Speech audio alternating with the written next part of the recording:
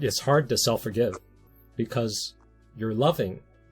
You don't want to throw away your desire to give love and to have it land. If you just throw that part of yourself away, that's dehumanizing. You're less of a person. The path of healing is to love more. If you're trying to choose a path to love less, to close yourself, that's the path of narcissism. And they're better at that because they've forgotten themselves. But you as a codependent, you still have a connection to yourself. So if you want to kill your connection to yourself, that's why you have suicidal, depressive urges. Because that'd be the only way to love less. You're hardwired to love. That's your hook. That's part of having needs. That's why you can see everyone else's needs and jump in and be a slave. You want to be the best slave being a that slave master has ever had. means We want you're to be a the slave best slave that to love. master has ever had. We want to be the best slave. So should we judge ourselves for being a slave for love? Why don't we frame it that being a slave is good?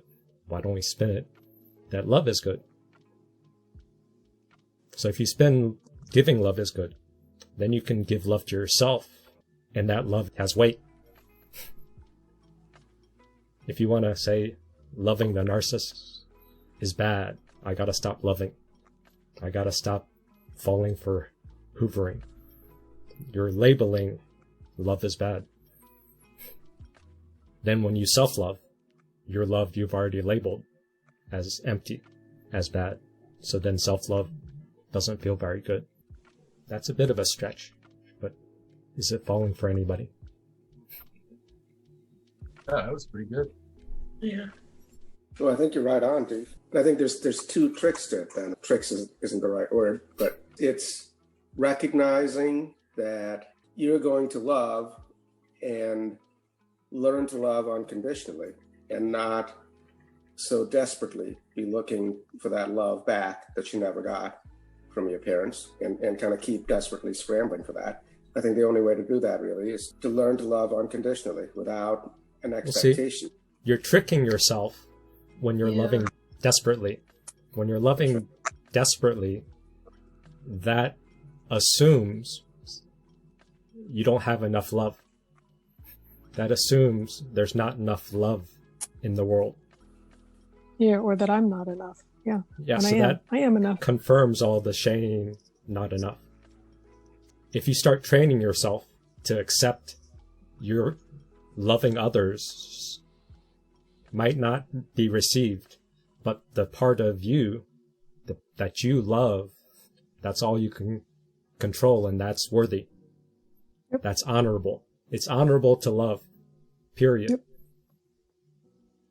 Yeah, I miss the person I was in the relationship. Yes, it's honor that part. That's part of the Christian pointer. Love God first with all your heart. And then if you want to say God is omnipresent, that means everything in the world you should love with all your heart.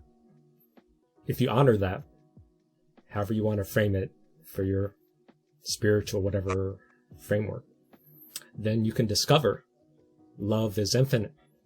The more you love, the more you give, the more love that you can still give. You can never exhaust yourself from giving love if it's unconditional love.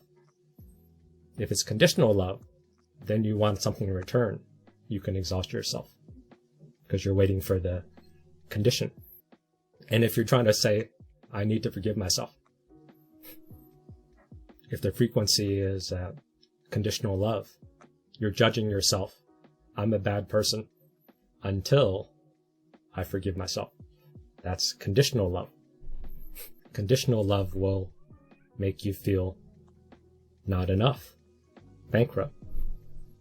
If you fully immerse yourself in unconditional love, it will be reflected back from God, from everything in your sphere, so you won't be hooked on the narcissist. It will take some time to get the language right so that it fits you.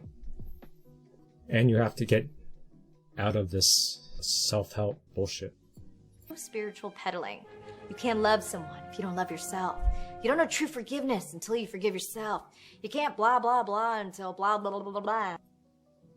So right there is the formula of guilt or conditional love.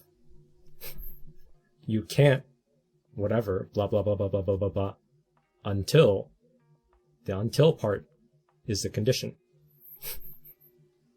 Yeah, that blew my mind last week. I've been thinking about it all week.